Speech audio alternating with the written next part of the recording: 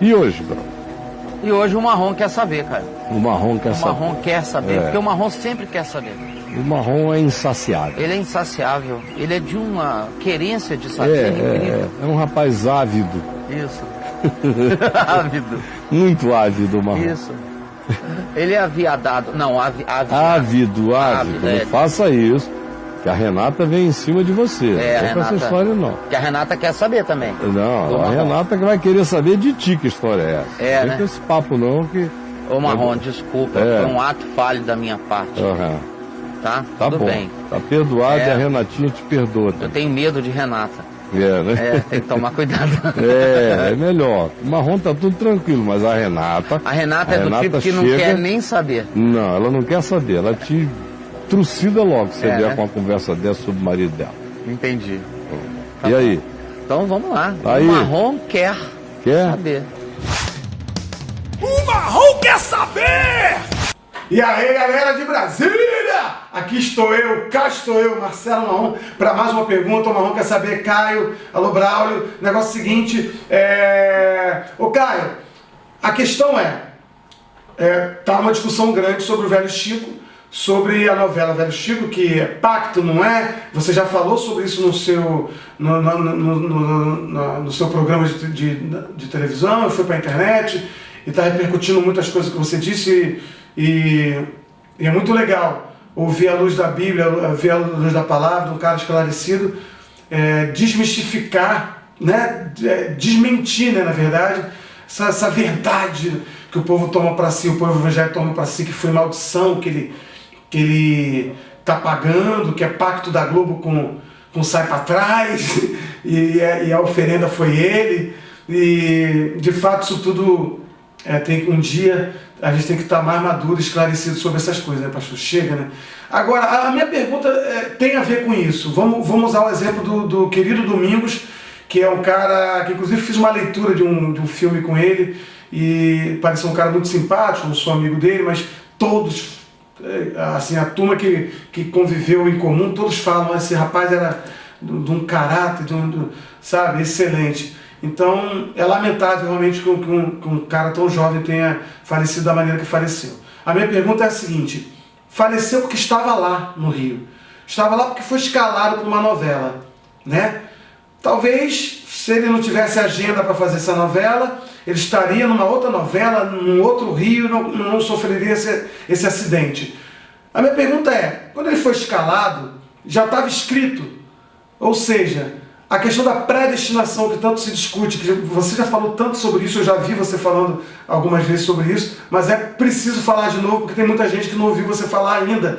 No Marrom Quer Saber, você nunca falou sobre isso. Então, às vezes, eu sei que você responde perguntas já perguntadas e respostas já respondidas, mas se faz necessário mais uma vez, só mais uma vez, responde aí. Predestinação existe? Estava escrito que ele estaria nessa novela, que no último dia de gravação ele tomaria um banho, e nesse banho ele morreria. Como você vê o desenho da predestinação? Existe ou não? Beijo grande do Preto! Tchau, Caio! Tchau, meu amigo, apareça, tô com saudade de você, Marronzão. Olha só, meu amigo, eu acho toda essa conversa de predestinação o maior papo furado. Por quê? Porque não existe essa categoria dimensional nas múltiplas camadas da existência? Não. Claro que existe. Até do ponto de vista da física, existe. Do ponto de vista físico, cada vez mais. Quando a física viaja na perspectiva de pensar em possibilidade de viagem no tempo para frente e viagem no tempo para trás,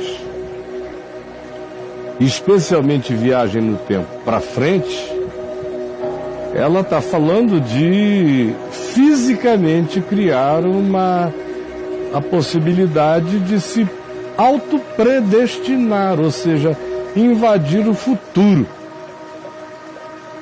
E em invadindo o futuro, olhar o futuro.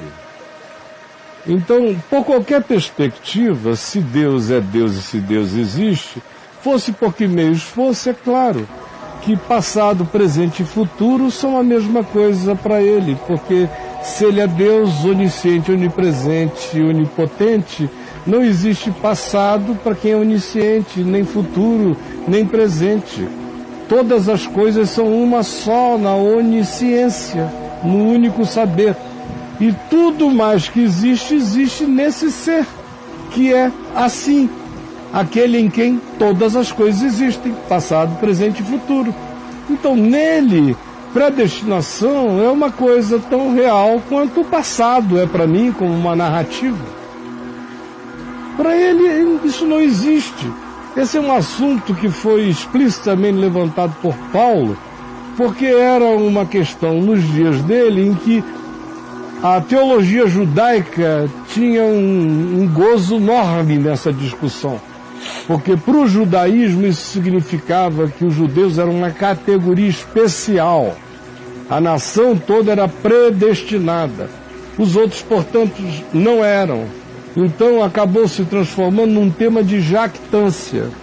O que Paulo faz em Romanos, capítulos 9, 10 e 11, é pegar a predestinação judaica dos judeus, toda jactante, que dizia nós somos superiores e nós somos maiores do que o resto do mundo, e pegar e dizer não, olha, os gentios que não sabiam de nada foram chamados e foram enxertados na árvore original da qual vocês faziam parte.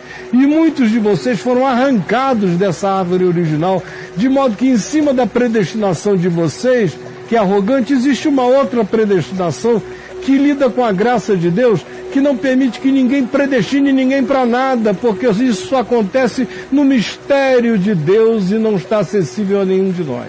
E deveria acabar o assunto aí. Na minha opinião, meu amigo, eu respondo na vida apenas o que um olhar humano pode e deve ver na vida. Para mim, ele só morreu, não é porque ele fez o velho Chico, eu já disse isso aqui. Não tem acordo, pacto nenhum da Globo com nada, isso é doença de evangélico doido, de mentes imacumbadas, adoecidas, que são perversos de olhar. Eu já disse isso diversas vezes, não tem nada disso. Ele podia fazer o filme Rio Amazonas, tanto quanto o velho Chico ou o Jordãozinho. Tanto faz. Não tem nada demais no Rio, no velho Chico. Ele não é uma via mágica de bruxaria. Isso é coisa também de crente adoecido, fanático, com a mente corrompida por essas doenças da maldade plantadas pela religião do fanatismo. Não existe nada disso. Ele morreu porque ele foi ao Rio. Aquilo não fazia parte do script. Estava fora do script. Ninguém foi. Os que eles convidaram não puderam ir. E o motorista que estava com eles, que era do local, disse, olha, não acho aconselhável. E eu vou te dizer, você sabe por que eles morreram também? Porque eles são do mar. A Camila é da praia. A Camila é de Copacabana, de Ipanema, do Leblon. É da praia, das ondas grandes. E a gente olha, você que cresceu no mar, quando chega num rio como aquele velho Chico ali, você olha para aquilo e parece uma bobagem. Você não leva a sério. É falta de cultura local, nativa, fluvial. Eu, quando olhei a cena, não sabia nem o que era, mas eu vi de longe aquela barragem, as imagens. Eu só olhei os remansos na água. Falei para o Adriano, olha, se eles pularam para lá, é inexplicável, só se não sabiam nadar. Mas se pularam para esse lado aqui que eles estão mostrando, esses remansos, que parecem suaves, têm um poder danado. Você enfia o pé dentro de um remanso daquele, ele te puxa, meu amigo. Qualquer um que está acostumado com rio, com pedra, com isso tudo, não pularia jamais onde eles pularam. Porque aqui do lado pode estar tranquilo, 1 metro ao lado, o remanso te puxa. E em cima não precisa ter uma força centrífuga chocante aparecendo. É embaixo que o negócio acontece. Total inexperiência. Não foi predestinação para morrer, foi ignorância para morrer. Faltou foi conhecimento. O primeiro conhecimento é não vou entrar nesse rio. Segundo, no remanso não. Terceiro, Se eu for entrar, eu vou entrar com gente local, que sabe onde estão as pedras, isto, aquilo, aquilo outro. Falta de prudência, foi só isso, podia acontecer em qualquer lugar. Agora não tem nada a ver com Deus, nem com o diabo, nem com coisa alguma, nem precisa estar pré-escrito que aquele é o dia da tragédia. Se ele tivesse tomado a decisão de ir em outra direção, ele talvez estivesse fazendo uma peça em São Paulo. O povo precisa transformar esses assuntos, especialmente vinculados à celebridade, a algum acontecimento dantesco. Por que não faz essa pergunta com relação ao garoto que morreu atropelado ali na esquina, ou a um mendigo que ia atravessar? Por que ninguém me pergunta? Caio, se ele tivesse atravessado, ele morreria. Se ele tivesse ficado, ele não morreria. Porque parece que só gente importante sofre predestinação. Só incide sobre... Só gente importante sofre predestinação. Eu trato todo mundo sem pensar em predestinação. Eu trato do jeito que Davi perguntou a Deus e Deus respondeu a Davi. Davi estava numa dúvida, no meio de uma confusão, de uma guerra. Aí ele perguntou a Deus: Senhor, se eu descer até a cidade de Keila, os homens de Keila me entregarão? Aí a palavra do Senhor veio a ele e disse: sim, entregarão. Aí ele não desceu a Keila. Ele foi embora para outro caminho, viveu mais de 40 anos. Ele não desceu? Não. Entregarão. Entregarão, então tá bom. Então não vou. Ou eu chego na beira do rio, vejo um remanso, eu não procuro um profeta. Eu digo: Senhor, se eu pular na água, o remanso pode me puxar? Não, eu sou amazonense, eu sei que os remansos puxam. Eu não vou. Aí você não vai àquele. Não vou. E não sou predestinado para morrer naquele remanso.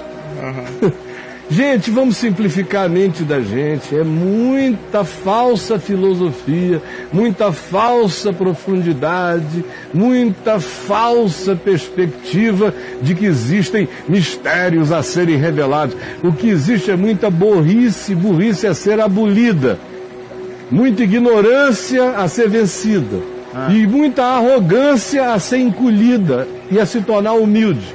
O que existe é a falta de perguntas necessárias a quem entende, que é para a gente não pular no lugar onde a gente pode morrer.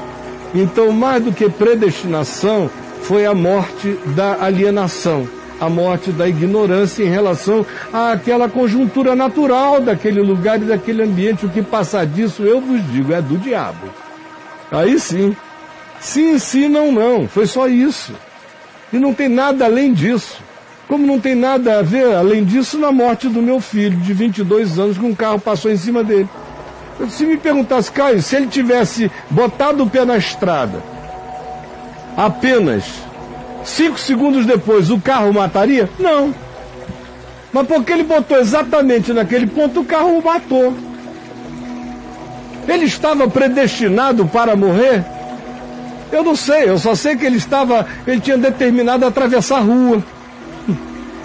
É só até aí que eu posso ir. E tinha alguém desesperada para entregar o carro do pai, um BMW, dirigindo a 180 km por hora. E na hora que ele botou o pé na rua, no asfalto, ela ia passando. E ele morreu. E ela seguiu desesperada. Não basta isso para a vida? Eu que sou o pai que sepultei o filho, nunca perguntei pela predestinação, não é engraçado? O que é que falta em mim? Profundidade, ou será que a inteligência espiritual já me libertou das perguntas irrespondíveis que não são pertinentes ao homem e nem interessam à sequência da vida? Um beijo, meu querido Marrom. E o que mais, Marrom? O Marrom quer saber!